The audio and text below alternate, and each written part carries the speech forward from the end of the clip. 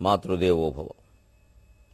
కార్లు వాహనములు కాపాడగలవని క్రొత్త బండ్లు చేరు కొండ నిండా తల్లి తలుపులమ్మ. కార్లు వాహనములు కాపాడగలవని క్రొత్త బండ్లు చేరు కొండ నిండా రేకులెల్ల కీర్తి రేఖలై వెలుగొందు తలుపు తీయుమమ్మ తలుపులమ్మ తలుపు తీయుమమ్మ తలుపులమ్మ. ఏబిఎన్ ఆంధ్రజ్యోతి ప్రేక్షక మహాశయులందరికీ నవజీవన వేదం అనే కార్యక్రమంలో 853వ భాగానికి స్వాగతం పలుకుతున్నాం. క్రోలుట చేతగాక సూటిగా మానవ జాతిని అంతటిని పర్యావరణాన్ని పాడు చేస్తున్న మన అందరినీ తరంగం ఒక్క ప్రశ్న వేస్తోంది. ధైర్యం ఉంటే జవాబు చెబుదాం, చిత్తశుద్ధి ఉంటే సమాధానం చెబుదాం. క్రోలుట చేతగాక పసికూనలు పాలను పారబోసినట్లు ఈ ఆలలితాపరా ప్రకృతి అమ్మదనంబుననిచ్చినట్టి భాగ్యాలు వినూత్న భోగములు ఆకాంక్షిత బుద్ధిని పొందలేక పంతాలకు పోయి ఈ ప్రకృతి ధ్వంసము చేసెదరేల మానవులు. పంతాలకు పోయి ఈ ప్రకృతి ధ్వంసము చేసెదరేల మానవులు. పసిపిల్లలకి తల్లిపాలు మానేసిన తర్వాత కాస్త ఈ డబ్బా పాలు గ్లాసుడు పాలు అలవాటు చేసే క్రమంలో గ్లాసుతో పాలిస్తారు. వాళ్ళు సాధారణంగా కాళ్ళు జాపి కూర్చుంటారు చిన్నతనంలో, ఆ పాకే వయస్సులో. అక్కడ ఓ పాల గ్లాసు పెడతారు. ఆ పెట్టి ఆ 2 చేతులు దాని మీద పెట్టిస్తుంది తల్లి పట్టుకునేలాగా. అలా పట్టుకున్నాను, ఇలా పట్టుకో, జాగ్రత్త, ఇలా కింద పడకూడదే, జాగ్రత్త తాగే ఉంటుంది. అలాగేనమ్మా అలాగే వాడు తాగి ఇలా అంటాడు, అది పారబోసుకుంటాడు, కాలుతో తన్నేస్తాడు. లేకపోతే తీసుకునే తొందరలోనే చేత్తో తీసుకోకుండా కాలు తగిలిస్తాడు, అది ఒలికిపోతాయి. దీన్నే తెలుగులో సామెత తాగడం చేతకాక పారబోసుకున్నాడని అంటారు. పసిపిల్లాడు చేస్తే ఇది చిన్న విన్యాసం. పెద్దవాళ్ళు చేస్తారు అలాగా. ఇది పాల గ్లాసు పారిపోయడం సమస్య కాదు. తల్లిదండ్రులు ఆస్తులు ఇస్తారు కొంతమందికి, వీళ్ళు అనవసర వ్యాపారాలు చేసి పాడు చేస్తారు. అప్పుడే అంటారు తాగడం చేతకాక పారబోసుకున్నాడని. వీడు ఏమీ సంపాదించవలసిన పని లేకుండా తండ్రి ఓ 1 కోటి రూపాయల ఆస్తిని పొలం రూపంలోనో స్థలం రూపంలోనో ఇంటి రూపంలోనో బంగారం రూపంలోనో ఇస్తే ఆ కొడుకు ఎంత అదృష్టవంతుడండి. దాన్ని పెట్టుబడిగా పెట్టి ఎంత సుఖంగా బతకచ్చండి. ఆ వ్యవసాయం చేసుకుని సుఖంగా ఉండొచ్చు కదండి. అబ్బే వీడేదో సినిమా షూటింగ్కి వెడతాడు, అక్కడెవరో కనపడుతుంది శ్రేయో శ్రేయో ప్రియో ప్రేయో అంటే వీడు సినిమా తీయాలనుకుంటాడు. ఇవి ఉన్నది అమ్మేస్తాడు. ఇదే తాగలేక పారబోసుకోవడం అంటే. పైగా అంటాడు ఏం చేస్తాం, వ్యవసాయం పని లేక తీస్తే సినిమా తీయాలి. మరి క్షవరం అయితే అలాగే అవ్వాలి. మామూలుగా అయితే వాళ్ళు గడ్డం గీసుకుంటే బాగుండదు, సర్వాంగ క్షవరం అయితేనే బాగుంటుంది. ఇదే తాగడం చేతకాక పారబోసుకోవడం అంటే. తండ్రి సుఖంగా ఇచ్చాడు కదండి ఆస్తి. అలాగే దేశపరంగా ఆలోచించండి. మనకి భగవంతుడు ఎన్ని వరాలు ఇచ్చాడండి. ఇక్కడ 3 వైపుల సముద్రం, ఒకవైపు హిమాలయ పర్వతం. ఎవరికుందండి ఇంత ఎత్తైన పర్వతం? పెట్టని కోటలంట, నిలబెట్టిన జాతి ప్రతిష్టలంట, ఆ నట్టు వరేడు గౌరికయి నాట్యము చేసిడి గుట్టలంట, చేముట్టిన జాలు పాపములన్ విదలించునంట, మీరట్టి హిమాలయంబులకు ఔరసులౌట అదెంత పుణ్యము అన్నాను ఎక్కడో అవధానంలో. హిమాలయాల మీద పద్యం చెబుతూ పెట్టని కోటల్లాగా విదేశీయులు దురాక్రమణను ఆపగలిగినటువంటి సహజమైన హిమాలయ పర్వతాలండి. ఒక్క హిమాలయాల నీలగిరి పర్వతాలు, మలయ పర్వతం, వింధ్య పర్వతం ఎన్నండి? ఈ దేశంలో ఉన్నాయండి ఇన్ని పర్వతాలు. నదులు గోదావరి, కృష్ణ, తుంగభద్ర, బ్రహ్మపుత్ర, గంగా, యమున, నర్మదా, తపతి. అసలు పేర్లు వర్ణించడమే కష్టమండి. ప్రధానమైన నదులే ఓ 50 ఉన్నాయి. పుష్కరాలు జరుపుకునే నదులే 12 ఉన్నాయి. అరణ్యాలు ఎన్ని వేల మైళ్ళ అరణ్యాలు. ఇన్ని సహజ వనరులు ఏ దేశంలోనూ లేవండి. ఇంత ఉపనిషత్ సిద్ధాంతం, ఉపనిషత్ తత్వం మరో దేశంలో లేదండి. ఇన్నిసార్లు భగవంతుడు మరో దేశంలో అవతరించలేదండి. ఇంతమంది ఆచార్య పురుషులు కూడా మరో దేశంలో లేరండి. మన బతుకులు ఎందుకండి ఇలా ఉన్నాయి? అంగట్లో అన్నీ ఉన్నాయి, అల్లు నోట్లో శనుంది. ఓ మనది అంత గొప్ప సంస్కృతి, ఇంత గొప్ప సంస్కృతి, 1000 ఏళ్ల నాగరికత. మీరు గుడ్డ కట్టుకోవడం చేతకాని రోజుల్లో మా వాళ్ళు పట్టుబట్టలు వేసారు. ఉపయోగం ఏమిటి? ఇవాళ కూడా గుడ్డ లేని వాళ్ళు చాలామంది ఉన్నారు ఇక్కడ. ఇది మనమే ఈ ప్రశ్న వేసుకోవాలి. ఎందుకు నాగరికతను ఇలా ధ్వంసం చేసుకుంటున్నాం? మనం చెట్లను పూజిస్తాం, చెట్లను బతకనయ్యం, చుట్టూ అరుగులు కడతాం, తోరణాలు కడతాం, పసుపు రాస్తాం, కుంకుమ రాస్తాం, దీపాలు పెడతాం, చెట్టుకు నీళ్లు పోయాం. అది బతకాలని కోరుకోం. మన బతుక్కి అదేదో చెయ్యాలి. మనకి పిల్లలు పుట్టాలంటే దానికి తోరణం కడతాం. అది ఏడుస్తూ నీ పిల్లలకి నాకేం సంబంధమే బాబు, నా మెడకోత ఊరి కట్టావు ఇక్కడ ఉంటుంది. మనకి పిల్లలు పుట్టకపోతే చెట్టుకి ఏమిటంటే తోరణం కట్టడం? ఎంత అజ్ఞానం. చెట్ల మహిమ, పుట్ల మహిమ మాట్లాడతారండి. మనిషి మహిమ గురించి ఒక్కడు మాట్లాడండి. వేదాంత శాస్త్రాల్లో చాలా స్పష్టంగా చెప్పారు. అశ్వత్థ వృక్షం సహా, మారేడు చెట్టు సహా పాపాలు చేయడం వల్లే చెట్లుగా పుట్టాయని చెప్పారు. శంకరాచార్య ఉపదేశ గ్రంథాలు చూసుకోండి. పాపాలు చేయడం వల్లే పుట్టాయని చెప్పారు. మనం వాటికంటే పాపాత్మలాగా వాటిని పూజిస్తాం తప్పితే వాటిని బతకనీయం. రావి చెట్టుకి వేప చెట్టుకి పెళ్లి చేస్తాం. అజ్ఞానం. అదో పెద్ద గొప్ప విషయం కింద చెప్పడం, దానికి 100 మందిని భోజనానికి పిలవడం, ఏదో పెద్ద దేశాన్ని ఉద్ధరించే కార్యక్రమం చేసినట్టు. వీటికి ఎంత ప్రాధాన్యం ఇచ్చేస్తామో మనం. పత్రికల్లో వార్తలు, ప్రత్యక్ష ప్రసారాలు, డబ్బులు ఇచ్చి వేయించుకోవడం. రావి చెట్టు ఆ స్వరూపం, వేప చెట్టు ఈ స్వరూపం. మనిషి ఎవడు స్వరూపమో నాకు ఎవడో చెప్పట్లా. మనిషి ఎవడు స్వరూపం? మనిషి దేవుడు స్వరూపం కదా. మనిషిని పరమాత్మ నుంచే మొత్తం అన్ని వర్ణాల మనుషులు ఏర్పడ్డారు అని చెబుతుంటే, బ్రాహ్మణోస్య ముఖమాసీత్ బాహూరాజన్యకృత ఊరూతదస్యేద్ వైశ్య పద్భ్యాగం శూద్రోజాయత. మనిషి ఎవడు స్వరూపం అండి? శ్రీమన్నారాయణ స్వరూపం అండి. ఈ మొత్తం జీవులన్నిటికంటే ముందు పూజించాల్సింది మనిషిని, గౌరవించాల్సింది మనిషిని. సాటి మనిషిని ద్వేషిస్తాం. కులం పేరు మీద, మతం పేరు మీద, ప్రాంతం పేరు మీద, కులంలో మళ్ళీ శాఖల పేరు మీద, మన రాగద్వేషాల పేరు మీద, ఎంతమంది మనుషుల మీద ఎన్ని కక్షలో మనకి. చెట్లను పూజిస్తాం, పుట్లను పూజిస్తాం, నదులను పూజిస్తాం, అన్నింటి పావుల్ని తేళ్లని కూడా పూజిస్తాం. అసలు ఎందుకు ఆ పూజ చేయమని చెప్పారో అర్థం చేసుకో. పాముకి ఇష్టమైన పదార్థాలు ఏవో పెట్టారు. పాము అంటే భయం పోగొట్టుకోమని, అదే నాగుల చవితి. గుళ్ళు కట్టమని కాదు. ఇదే విచిత్రం. కులుడు చేతగాక పసికోనలు పాలను పారబోసినట్లు. అసలు ఎందుకు ఏర్పడింది ఈ పండుగ? దీని ఉద్దేశం ఏమిటి? దీని తత్వం ఏమిటి? మనకు అకల. నిత్యం ఆత్మస్థితిలో ఉండి జాగరూకంగా ఉండు, అందుకని జాగరణ చేయమన్నారు శివరాత్రి. అదేదో పుణ్యం అని ఏమి లేదు, ఏమీ లేదు అందులో పుణ్యం. అది తత్వం, అది జ్ఞానం. అందుకని ఈ జాగరణ చేస్తే శుభాలు కలిగితే, నువ్వు మెలుగుగా ఉంటే శివుడికే, నువ్వు పడుకుంటే అసలు ఆయన నువ్వు పడుకుంటే సంతోషిస్తాడు. ప్రపంచం బాగుంటుంది మనం పడుకుంటే. ఎవరితో గొడవెట్టుకోకుండా ఉంటాం. మనం ప్రశాంతంగా ఉండేది నిద్రలోనేగా. మనం మెలుగుగా ఉంటే సమాజానికి, దేవుడికి, ఎవరికి ఏం ఉపయోగం లేదు. జాగరణ ఎందుకు చెప్పారు అంటే, లింగోద్భవ కాలం అంటే అది ఆత్మలింగం. మామూలు శివుడు కాదు, ఆత్మలింగం. అది బ్రహ్మ విష్ణువుల అహంకారాన్ని పోగొట్టిన లింగం అంటే అది. అదే శివుడు సరిగ్గా అదే బొటన వేల ఆకారంలో, అదే శివలింగం రూపంలో అంతర్గతంగా ఉన్నాడు. మనస్సు ఎప్పుడు ఆ శివుడి మీద పెట్టండి. పిచ్చి ఆలోచనలు చేయకండి. జాగరూకంగా ఉండండి. కనీసం ఏడాది కోసారైనా రాత్రి పొద్దుపోయాక కూడా జాగరణ చేయడం అలవాటు చేసుకోండి. ఏకాదశి కూడా జాగారం చేస్తారు. శివుడు గురించే కాదు, ఏకాదశి మరి విష్ణుమూర్తి పండుగ, ఆ రోజు కూడా జాగారం చేస్తారు. ఆ రోజు కూడా ఉపవాసం చేస్తారు. ఎందుకు జాగారాలు 15 రోజులకు ఒకసారి చెప్పారండి? ఆత్మ విషయంలో జాగరూకంగా ఉండండి. మనస్సును పక్కదారి పట్టనేయకండి. నిత్య చైతన్యవంతంగా ఉంచండి. దాన్ని ఆత్మస్థితిలో ఉంచండి. ఈ రాగద్వేషాల్లోకి, బంధాల్లోకి, కోరికల్లోకి, ఊబిలోకి, బురదలోకి, మురికిలోకి గెంటకండి. అది జాగరూకత. ఆ జాగరూకతకి అభ్యాసమే 15 రోజులకు ఒకసారి ఏకాదశి జాగరూకత. ఈ ఏడాదికి 24 సార్లు జాగరణలు చేశాక 25వ ఏకంగా శివరాత్రి జాగరణ చేశాక పంచవింశతి తత్వాల సృష్టి అర్థం కాదండి. ఇంత గొప్ప పండుగల్ని మనం ఏం చేసాం? మొక్కుబడి చేశాం. అయిపోయిందా లేదా అమ్మాయ, మళ్ళీ ఏకాదశి వరకు చూసుకోగల అంతే. ఇదే తాగడం చేత కాక పారపోసుకోవడం అంటే.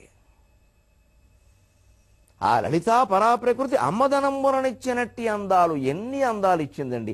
సృష్టిలో ఉండే అందాలన్నీ చేర్చి వ్యాస మహర్షి లలితా సహస్రంలో అమ్మవారిని వర్ణించాడు. చంపకాశోక పున్నాగ సౌగంధికల సత్కచ కురువిందమణి శ్రేణీకనత్కోటీర మండిత అష్టమీ చంద్ర విభ్రాజదళిక స్థల శోభిత ముఖచంద్ర కళంకాభమృగనాభి విశేషక వదనస్మరమాంగళ్య గృహతోరణ చిల్లిక వక్త్ర లక్ష్మీ పరివాహ చలన్ మీనాభలోచన నవచంపక పుష్పాభనాసాదండ విరాజిత తారాకాంతి తిరస్కారి నాసాభరణ వాసుర కదంబ మంజరీ క్లుప్త కర్ణపూర మనోహర తాటంకయుగళీభూత తపనోడుపమండల పద్మరాగ శిలాదృశ పరిభావి కపోలభూ నవ విద్రోబింబ శ్రీణ్యక్కారి రదనచ్చద శుద్ధ విద్య అంకురాకార ద్విజ పంక్తి ద్వయోజ్వల కర్పూర వీటిగా మోర సమాకర్ష దిగంతర నిజ సల్లాప మాధుర్య నిర్భస్యత కచ్చపి మందస్మిత ప్రభాపూర మజ్జత్ కామేశ మానస అనాకరిత సాదృశ్య చుబుక శ్రీ విరాజిత కామేశబద్ధ మాంగళ్య సూత్ర శోభిత కంధర కనకాంగద కేయూర కమనీయమణి భూషిత. ఇలా మొత్తం అవయవాల వర్ణనంతా చూడండి. రత్న గ్రైవేజంతాకలోల ముక్తాఫలాన్విత కామేశ్వర ప్రేమరత్రమణి ప్రతిపణస్థని నాభ్యాలవాల రోమాలతాఫలకు చిద్వయి లక్ష్యరోమలతాధారతా సమున్నేయ మధ్యమ సణభారదళన్ మధ్య పట్టబంధవళిత్రయ అరుణారుణ కౌసుంభవస్త్రభాస్వత్కటీతటి రత్న కింకినికారం యరశనాదామభూషిత కామేశ జ్ఞాత సౌభాగ్యమార్దవోరుద్వయాన్విత మాణిక్య మకుటాకారజానుద్వయ విరాజిత ఇంద్రగోప పరిక్షిప్త స్మరతూణాభజంఘిక గూఢగుల్ఫ కూర్మ పృష్ఠజైష్ణు ప్రపదాన్విత సింజానమణి మంజీర మండిత శ్రీపదాంబుజ మరాళీ మందగమన మహాలావణ్య సేవధి మరాళీ మందగమన మహాలావణ్య సేవధి. ఎందుకు వ్యాస మహర్షి బ్రహ్మాండ పురాణంలో ఉత్తరఖండంలో లలిత సహస్రనామాలలో మొదటి 20 శ్లోకాలలో అవయవ సౌందర్యం వర్ణించారండి? ఊరికే అవయవాలు వర్ణించడానికి. ఆ అవయవ సౌందర్యాన్ని వర్ణించడానికి ఆయన ఉపమానాలుగా వాడిన పదార్థాలు ఏమిటండి? చంపకాశోక పున్నాగ సౌగంధిక రసత్కచ అంటే అవన్నీ ఆయా చెట్లకు ఆ పువ్వులు సుఖంగా ఉండేలా చూడాలా, ఆవిడ మీద బారబోద్దామా పట్టుకొచ్చి. చంపక వృక్షాలు, సంపెంగ అశోక వృక్షాలు అన్నీ బాగుండాలి కదా, అదే ప్రకృతి కదా. అక్కడ అమ్మవారిని చూడాలండి, ఇక్కడ అవి ఇక్కడ పట్టుకురామని కాదండి. ఆ చంపక పుష్పం కనపడితే దాన్ని ఆ అమ్మవారి యొక్క సెగవగా, ఆ చెట్టు అమ్మవారి సెగ, ఆ పుష్పం అక్కడ ఉంది అంతే, నమస్కారం చేసుకో, భావనలోకి వెళ్ళాలి. విశ్వరూపం అంటే అది. ఒక నక్షత్రాన్ని చూసాం, తారాకాంతి తిరస్కారిన అసాభరణ భాసుర. ముక్కు పుడకని చూస్తే తారా నక్షత్రం గుర్తు రావడం కాదండి, నక్షత్రాన్ని చూస్తే అమ్మవారి ముక్కు పుడక గుర్తు రావాలండి. అదండి తత్వం. అమ్మవారి ముక్కు పుడకను గుళ్ళో చూసినప్పుడు నక్షత్రం గుర్తు రావడం కాదు. నక్షత్రాన్ని ఎప్పుడైనా చూస్తాం మనం, అమ్మవారి ముక్కు పుడకను అస్తమానం చూడలేం, గుళ్ళోకి అస్తమానం రానివ్వరు. ఆకాశంలో ఎప్పుడు ఏ నక్షత్రాన్ని చూసినా అవన్నీ అమ్మవారి ముక్కు పుడకలుగానే భావిస్తే విశ్వరూపం అంటే అది కాదా? కదంబమంజరీకృప్త కర్ణపూర మనోహర తాటంగ యుగళీభూత తపనోడుప మండల అంటే అమ్మవారి కుండలాలు చూడగానే సూర్యచంద్రుడు గుర్తు రావడం కాదు, సూర్యచంద్రులను ఎప్పుడు చూసినా అమ్మవారి కుండలాలు అని భావించాలి. ఇప్పుడు ఆలోచించండి ఎంత బాగుందో తత్వం. ఇదండి తత్వం. అంతేగాని సూర్యుడు చంద్రుడు అమ్మవారి కుండలాలు అన్నక్కడ ఓ పెద్ద షావుకారి గారు ఎవరో వస్తారు, నేను సూర్యుడు కుండలం ఒకటి చంద్రుడు కుండలం ఒకటి జయించానండి, ఈ సొమ్ము ఆయనకి ఎలా వచ్చిందో చెప్పడం ఇన్కమ్ ట్యాక్స్లో చూపించడం. వీడు పెద్ద భక్తుడు. ఇక్కడ నేను సూర్యకుండలం జయించానండి, చంద్రకుండలం కమండలం చేయించుకో, ఎవరికి కావాలి? అమ్మవారికి కావాల్సింది అది కాదు, మనం సొమ్ము సక్రమంగా సంపాదించామా అది కావాలి. అది చెప్పడం ఎవరు చెప్పరు, ఏ వ్యాపారస్తులు చెప్పరు. అవి చేయించాం ఇవి చేయించాం ఆభరణ, ఇంక అక్కడికి వాళ్ళు గుళ్ళల్లో వాళ్ళకి వైభవాలు. మన్నాడు ఇవన్నీ బయటపడితే వాడు పోయి చెంచలగూడలో ఉంటాడు, వీడికి ఇక్కడ స్వాగతం చెబుతారు. ఇక్కడ పురోహితులు వేద పండితులు వాళ్ళ కర్మ గాలింది, అవినీతి పరులకు స్వాగతం చెప్పడం, పూర్ణ కుంభాలు పెట్టడం. ఎందుకు వస్తుంది ఈ వ్యవస్థ? ఆధ్యాత్మికతకి జీవితానికి సంబంధం లేకుండా చేసాం మనం. పైగా ఒక కుండలం చేయిస్తే ఒక ముక్కు పుడక చేస్తే ఈ పాపాలన్నీ పోతాయి. ఇంకే మొత్తం లైసెన్స్ ఇచ్చాం మనం. కానీ వ్యాసుడు చెప్పిన ఉద్దేశం అది కాదు. సూర్యుని చూసినా చంద్రుని చూసినా అమ్మవారి కుండలాలుగా భావించండి, నక్షత్రాన్ని చూస్తే అమ్మవారి ముక్కు పుడకగా భావించండి, కదంబ కుసుమాను చూస్తే కదంబ మంజరీకృప్త కర్ణపూర మనోహర అక్కడ అమ్మవారి చెవి ఉన్నట్టుగా భావించండి. అలాగే గూఢ గుల్ఫ కూర్మ పృష్ఠ జైష్ణు ప్రపదాన్విత, ప్రపదం అండి సరిగ్గా ఇగో పాదానికి ఈ భాగం. ఇది పురుషులకి ఇలా మామూలుగా పల్లంగా లోతుగా ఉంటుంది. స్త్రీలకి సాముద్రిక శాస్త్రం ప్రకారం సూచన ఏమిటంటే స్త్రీలకి ఉబ్బెత్తుగా ఉండాలి, ఉండకపోతే ప్రమాదంగా. ఇప్పుడు పైన ఒక కప్పెట్టుకోకండి నేను అన్నాను కదా, కానీ స్త్రీలకి ఉబ్బెత్తుగా ఉండడం శుభ సూచనగా చెబుతారు సాముద్రిక శాస్త్రం. అమ్మవారికి అలా ఉంటుంది సరిగ్గా ఈ భాగం. కూర్మపృష్ఠ జయిష్ణు ప్రపదాన్విత, ఇది పదం. ప్రపదం అంటే ముందు భాగం, ఈ పాదంలో ముందు భాగం. అది కూర్మపృష్ఠంలాగా తాబేలు పై డిప్ప ఎలా ఉంటుందో అలా ఉంది. అంటే మనకి తాబేలును చూసినప్పుడల్లా అమ్మవారి పాదం గుర్తు రావాలి, అమ్మవారి పాదాన్ని చూస్తే తాబేలు గుర్తు రావడం కాదు. తాబేలును చూసినప్పుడల్లా అమ్మవారి, తాబేలు డిప్ప చూసినప్పుడల్లా అమ్మవారి పాదం గుర్తొస్తే వాటిని చంపడం, ఆ డిప్పలు అమ్మేయడం, డిప్ప డిజైన్ కోసం విదేశాలు పంపించడం మానేస్తాం. అది అమ్మవారు కదా, ఇది భావన. ఇప్పుడు రకరకాల పోలికలు ఏవైతే వ్యాస మహర్షి చెప్పాడో అవన్నీ కనుక మనం దృష్టిలో పెట్టుకుంటే దొంగ వ్యాపారాలు ఎలా చేస్తామండి? పద్మరాగ శిలాదర్శ పరిభావి కపోల భోగు, పద్మరాగ శిలలా ప్రకాశిస్తున్నటువంటి నీ కపోలం ఎంత అందంగా ఉందమ్మంటే బొగ్గను చూస్తే పద్మరాగం గుర్తు రావడం కాదు, పద్మరాగ మణిని చూస్తే అమ్మవారి బొగ్గ గుర్తు రావాలి. అప్పుడు పద్మరాగాలు దొంగ రవాణా కాకుండా ఉంటాయి, దొంగ పద్మరాగాలు పుట్టకుండా ఉంటాయి. మరాళీ మందగమన మహాలావణ్య శావతికి, ఆడ హంసలాగా ఎంత అందంగా నడుస్తావమ్మా అంటే నడక చూస్తే హంస నడక గుర్తు రావడం కాదు, హంసను చూస్తే అమ్మవారు గుర్తు రావాలి. అప్పుడు హంసల ఈకెలు పీకేయకుండా ఉంటాం, వాటి ప్రాణాలు తీసేయకుండా ఉంటాం, వాటిని దొంగ రవాణా చేయకుండా ఉంటాం, మన ఆహారం కోసం కృష్ణ జింకల్ని కాల్చేయకుండా ఉంటాం. అష్టమీ చంద్ర విభ్రాజదళిక స్థల శోభిత అంటే ఆకాశంలో అర్ధచంద్రుడిని చూసినప్పుడల్లా అమ్మవారి నుదురు గుర్తు రావాలి. అప్పుడు ఆ చందమామ మసకేసుకుపోకుండా, సూర్యుడి వెలుగు నాశనం అయిపోకుండా, ఓజోన్ పొరకు చిల్లులు పడకుండా, మనం ఇంట్లో ఫ్రిడ్జ్లు ఏసీలు పెంచుకోకుండా జాగ్రత్తగా ఉంటాం. దాని ఉద్దేశం అది.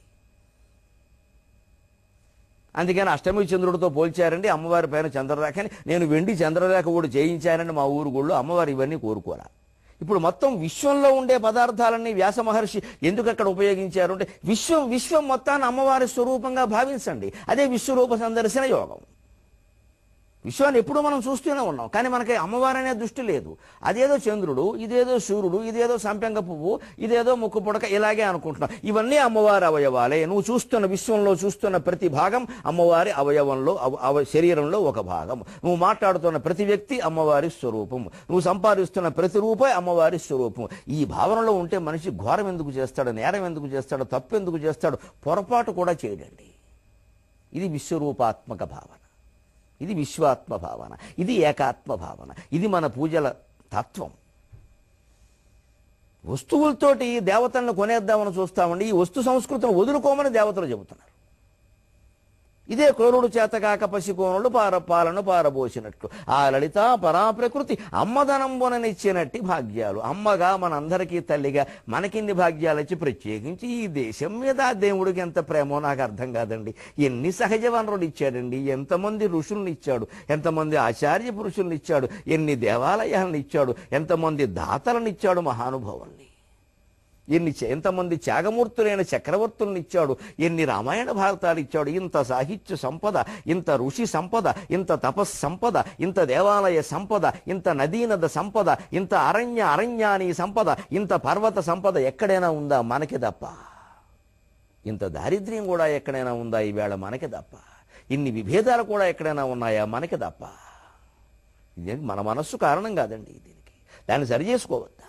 మనం దాడి చేయవలసింది మన మనస్సు మీద కాదా? ఆలోచన చేయవలసిన విధానం అది. అమ్మదనమ్ముననిచ్చినట్టి భాగ్యాలు. నేను మీకు తల్లినిరా, మీకు అన్ని వారసత్వ సంపదలాగా ఇస్తున్నాను అంటే వినూత్న భోగములు. ఎన్ని వినూత్నమైన భోగాలు ఇక్కడ! ఆకాంక్షిత బుద్ధిని పొందలేక అసక్త సుఖమన్వభూత్ అంటారు రఘువంశంలో. అనాసక్త బుద్ధి. ఈ భోగాలు ఏదో మనం ఉన్నాం, అనుభవిస్తాం, అంతే. తర్వాత ఎవరికో వెళ్ళిపోతాయి. మనకి వీటి మీద కాంక్ష ఏం లేదు. ఎప్పుడూ మనస్సులో అనుకుంటూ ఉండాలి. ఆభరణాలు ఉన్నాయి, పెట్టుకున్నాం, ఉన్నంతకాలం పెట్టుకుంటాం. తర్వాత పిల్లలకి ఇస్తాం, లేదా వారసులు ఎవరికో ఇస్తాం, ఏదో చేసుకుంటాం, లేదు అవసరమైతే అమ్మేస్తాం. ఏమిటట? దాని గురించిన బెంగలేదు. అంతేకాని ఈ ఉంగరం కంటే నా ప్రాణం ఎలా ఎక్కువ అవుతుందండి? ప్రాణమే ఎక్కువ ఉంగరం కంటే. భౌతిక వస్తువులన్నీ అంతే, ఆస్తులన్నీ అంతే, అంతస్తులన్నీ అంతే, భేదాలన్నీ అంతే. క్రోలుట చేతగాక పసికోనలు పాలను పారబోసినట్లు ఆ లలిత పరాప్రకృతి అమ్మదనంబుననిచ్చినట్టి భాగ్యాలు వినూత్న భోగములు ఆకాంక్షిత బుద్ధిని పొందలేక పంతాలకు పోయి ఈ ప్రకృతి ధ్వంసము చేసెదరేల మానవులు. ఎవరి మీదో ద్వేషంతో ఆయిల్ మంట పెట్టినట్టే, ఎవరి మీదో ద్వేషంతో ఆయిల్ పెట్టుకెళ్ళి సముద్రంలో పోసేసినట్టే సహజమైన ప్రకృతి సంపదను ఎంత ధ్వంసం చేసుకుంటున్నామండి మనం. నేను అనుభవించకపోతే ఎవడో అనుభవించద్దు. ఓ కాలేజీ కుర్రాడు ఎవడో ఒక అమ్మాయిని ప్రేమిస్తే లేదా కామిస్తే వాడికి దక్కలేదు కాబట్టి ఎవరికీ దక్కద్దని యాసిడ్ పోసేవాడికి ఈ సద్దాం హుస్సేన్కి తేడా ఏదైనా ఉందా? పోనీ మనకి దక్కలేదు, మనకి యోగం లేదు, వాళ్ళకైనా దక్కని. జోదంలో నిజంగా ఓడిపోయినా, మాయలో ఓడిపోయినా ధర్మరాజు ఏం చేశాడండి? ఆయన దారిని ఆయన వెళ్ళిపోయాడు. కానీ నాకు దక్కని రాజ్యం దుర్యోధనుడికి దక్కద్దు అని అంటుపెట్టేశాడా? అలా అంటుపెడితే భారతాన్ని ఇప్పుడు చెప్పుకుంటామా మనం? రామచంద్రమూర్తి అలా ఆలోచించాడా? ధర్మరాజు అలా ఆలోచించాడా? మనం ఎందుకంటే ఆలోచిస్తున్నాం మనకు దక్కని ఆస్తి వాడికి దక్కద్దని? ఎందుకు ఇంత భయంకరమైన ఆలోచనలు వస్తాయి? ఇవి మానుకోవడం కదా దైవసేవ. ఎందుకు ఇలా జరుగుతోంది అని పాపం తరంగం తట్టుకోలేక విలవిల్లాడిపోతుంటే అనివాపోయడి ఊర్మికోనను ఒడిలో ఆప్యాయముందోపకూర్చొనగా చేసి శిరోజముల్నిమిరి ఓర్పుల్ మీరనిట్లంటిని. ఆ తరంగం ఇంత కథ చెబుతూ విలవెల్లాడిపోతూ ఉంటే దాన్ని అయ్యో చిన్నపిల్లలు అసలు ఏమైపోతావు, అసలు నువ్వు ప్రపంచ చరిత్ర అంతా చెబుతున్నావు, తట్టుకోలేవు, నీకు అసలే భావోద్వేగాలు ఎక్కువ, మహాకవి నువ్వు, దా నా ఒళ్ళోకి దా బంగారు తల్లి అని ఆ కెరటాన్ని ఇలా తన ఒళ్ళోకి తీసుకుని కవి అని వాపోయడి ఊర్మికూనను పసికూననంటే ఆ కెరటాల పిల్లని తీసుకుని ఒళ్ళో కూర్చోబెట్టుకుని ఆప్యాయముందోపకూర్చొనగా చేసి ఆప్యాయత అనకూడదండి వ్యాకరణం ప్రకారం, ఆప్యాయము అనవలసింది. ఆప్యాయం కనిపించే విధంగా ఒళ్ళో కూర్చోబెట్టుకుని శిరోజముల్ నిమిరి, తరంగానికే శిరోజాలు అమ్మాయిగా భావిస్తున్నాడు కాబట్టి ఆ జుట్టులోకి వేళ్ళు పోనొచ్చి దువ్వుతారు చూడండి ప్రేమగా ఓదార్చేటప్పుడు, నీకెందుకు నాన్న నేను ఉన్నాను కదా కంగారు పడకు అంటూ ఉంటాం కదా, అలాగనమాట. ఓర్పుల్ మీరనిట్లంటి ఈ మనుజుల్ వారి ప్రవృత్తులు తిరముల మన్నింపలేవా సదా ధనుజుల్ బుట్టుట రెచ్చగొట్టుటలు యుద్ధ ప్రక్రియల్ క్రొత్తలా అన్నాడు.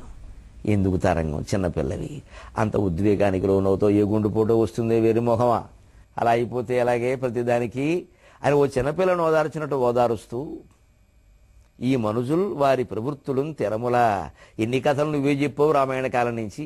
మనుషులు వెళితే ఓ రకంగా ఉంటారా మనుషులు? ఈ ప్రవృత్తి ఏమైనా శాశ్వతమా? సద్దాం హుస్సేన్ లాంటి వాళ్ళు పుట్టింది ఈ భూమే, సత్యహరిశ్చంద్రుడు పుట్టింది ఈ భూమే.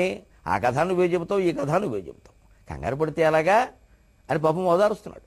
సదా ధనుజులు పుట్టుట రెచ్చగొట్టుటలు యుద్ధ ప్రక్రియలు క్రొత్తలా, ఎప్పుడూ రాక్షసులు పుడుతూనే ఉన్నారు, రెచ్చగొట్టేస్తూనే ఉన్నారు, యుద్ధాలు జరుగుతూనే ఉన్నాయి, ఎన్నో నువ్వు చూసావు, నాకు నువ్వే చెప్పావు, అలా అనుకుంటే అలాగా అని. ఇగో తరంగమోయ్ ఒక్క మాటే అని చిన్నపిల్లలను ఓదారుస్తున్నాడు అనమాట. ఇగో ఒక్క మాట అంటే అది ఏమిటి బాబు అంది. ఈ ప్రజాస్వామ్య యుగంలో నీకు తెలియదు, దోపిడీ అనేది అవకాశం లేదు. ఎవరైనా సరే పూర్వరాజులు ఆక్రమించినట్టుగా టెక్కమని పక్క దేశాన్ని ఆక్రమించడానికి వీల్లేదు. అమ్మో ఐక్యరాజ్య సమితి ఉంది అని ఒక కొత్త విషయం చెబుతున్నాడు అక్కడ. ఎమ్మెయ్యనైన ఆక్రమణము ఈ యుగమందున చెల్లబోదు, ఎమ్మెయ్యనైన ఆక్రమణము ఈ యుగమందున చెల్లబోదు, 19 దేశములు కలిసి దుంపలు ధరించే హుసేనుకున్, 19 దేశములు కలిసి దుంపలు ధరించే హుసేనుకున్, సుఖాంతం మనరాదు గాని ఒక తప్పుకు శిక్ష పడెన్ గదా, సుఖాంతం మనరాదు గాని ఒక తప్పుకు శిక్ష పడెన్ గదా అనన్ గమ్మున లేచి వీచిక యగాదిగా చూచి హసించి ఇట్లనన్, గమ్మున లేచి వీచిక యగాదిగా చూచి హసించి ఇట్లనన్, ఉద్ధరించినారు ఊరేగినారులే, ఉద్ధరించినారు ఊరేగినారులే. ఏం చెబుతున్నావయ్యా మీ ప్రజాస్వామ్యం గురించి గొప్పలు ఇక్కడ? రాజుల కాలమేనా ఏమనిపిస్తోందయ్యా? ఏం చేశారు ఈ 19 దేశాలు కలిసి? ఉద్ధరించినారు ఊరేగినారులే, యుద్ధమన్న చాలు ఉత్సవంబు ఒక్క మూర్ఖనే తను ఉక్కడంపగలేక ప్రజల ఇండ్ల పైన బంబువానా. ఇదేనా మీరు కనుక్కున్న పరిష్కారం?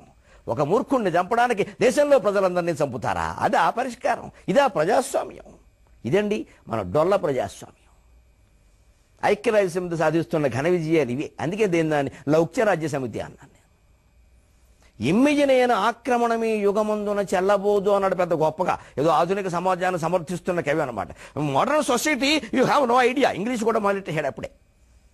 పెద్దదో విజయాలు సాధించినట్టు ఇక్కడ. పూర్వకాలం కాదు, అనాగరిక సమాజం కాదు, ఏమిటో ఈ నాగరిక సమాజంలో మనం సాధించేసింది ఇక్కడ. అప్పుడు కత్తెట్టి పొడిచారు, ఇప్పుడు తుపాకెట్టి కాలుస్తున్నారు, అదొకటే తేడా. రక్తం ఒకటే, చావు ఒకటే, కత్తి తుపాకీ తేడా అంతే. ఎమ్మెయ్యనైన ఆక్రమణమే యుగమందున చెల్లబోదు, 19 దేశములు కలిసి దుంపలు ధరించి హుసేనుకున్. నిజమేనండి, గల్ఫ్ వార్ ఆపడానికి 19 దేశాలు కలిసి వచ్చి మొత్తం కువైట్ రక్షణ అనే పేరు మీద బ్రిటన్ సహా, ఫ్రాన్స్ సహా, అమెరికా సహా అనేక అగ్రరాజ్యాలన్నీ కలిసి ఒక్క ఇరాక్ మీద దాడి చేసే మొత్తం సైన్యం ఒక సామూహిక సైన్యం ఒకటి పెట్టే, ఉమ్మడి సైన్యం. దుంపలు దించే నిజమే అంటే మూలఛేదం చేసేయి. దుంపదించడం అనేది ఏమీ అశ్లీలమైన మాట కాదండి, కొంతమంది పొరపడుతున్నారు. దుంపదించడం అంటే మూలఛేదం చేయడం. ఒక చిలగడ దుంప ఉంటుంది కదా, దుంపదించడం అంటే మళ్ళీ మొలకెత్తకుండా చేయడం అంతే. కూకటి వేళ్లతో పెకరించడం అనేది ఎంతో, దుంపదించడం కూడా అంతే. అదేమీ అశ్లీలమైన మాట కాదు. దుంపలు ధరించే హుసేనుకున్ కానీ సుఖాంతం అనరాదు గాని, మొత్తం కథంతా సుఖాంతంగా నడిచింది అని చెప్పలేం కానీ అంటున్నాడు. అక్కడికి నసుకుతున్నాడు ఇగినే. ఒక తప్పుకు శిక్ష పడెన్ కదా. మొత్తం మీద సద్దాం హుస్సేన్ని శిక్షించారా లేదా అని అనగానే మంటెత్తిపోయిందండి. ఇంత నీరసం ఎక్కడ పోయిందో తెలియదు. ఆ కిరణానికి ఒక్కసారి ఒళ్ళు కూడా చేశావులే, ఉద్ధరించావులే. ఎక్కడ గమ్మున లేచి వీచిక యగాదిగా చూచి, ఏం చేశావు బా, చాలా గొప్పవాడివి అని ఇలా చూసిందండి. మొత్తం అంత విమర్శకు రాలేదు. గమ్మున లేచి వీచిక యగాదిగా చూచి హసించి ఇట్లనెన్, ఉద్ధరించినారు ఊరేగినారులే. ఉద్ధరించావులేవయ్యా. యుద్ధం అన్న చాలు ఉత్సవం. దూకొచ్చేస్తారు యుద్ధం అనేసరికి. అదే ధ్యానం చేయమంటే ఒక్కడు రాడు. ఎందుకంటారు? దానివల్ల ఏమైనా ప్రయోజనం ఉందని అడుగుతారు. ఇక్కడ కనీసం శరీరానికి బాగుంటుంది, ఆందోళన తగ్గుతుందని చెప్తే తప్ప ఎవడు ధ్యానం చేయడు, ఎవడు గుళ్ళోకి కూడా రాడు. గుళ్ళోకి ప్రయోజనాలు చెప్పాలి. బాబు నీ మనసు ప్రశాంతంగా ఉంటుంది గుళ్ళో పెడతామంటే చూద్దామండి కొంచెం ఎందుకంటే ఇంకా సంపాదించే రోజులు ఉన్నాయి అందుకోసం. అలా కాకుండాను నీకేమిటి నీకు ఉద్యోగం రావట్లేదా, ఫలానా గుళ్ళోకి వెళ్ళి వస్తుందంటే కుటుంబ పరివార సమేతంగా కుక్కలను కూడా తీసుకెళ్ళిపోతాడండి. ప్రయోజనం ఉంటే కానీ గుళ్ళోకి వెళ్ళండి. వీడు నీ మనస్సు బాగుంటుంది గుళ్ళోకి వెళ్ళమంటే ఒక్కడెళ్ళండి. అది తేడా మన దగ్గర. ఈ ఆలోచన దృక్పథమే మార్చుకోవాలి. గుళ్ళోకి వెళ్లాల్సింది ప్రశాంతి కోసం, కోరికల కోసం కాదు. భాష సాహిత్యం సమస్తం కూడా మానవ జాతి ప్రశాంతంగా ఉండడానికి, ఏవో ఉద్యోగాలు రావడానికి, డబ్బులు రావడానికి, ఆర్భాటాలకు కాదు. అదే తరంగం ఆక్షేపిస్తుంది. 23:30 గంటల్లో మళ్ళీ కలుద్దాం. ఇందులో ఉండే అనేక విశేషాలు తెలుసుకుందాం. శరత్.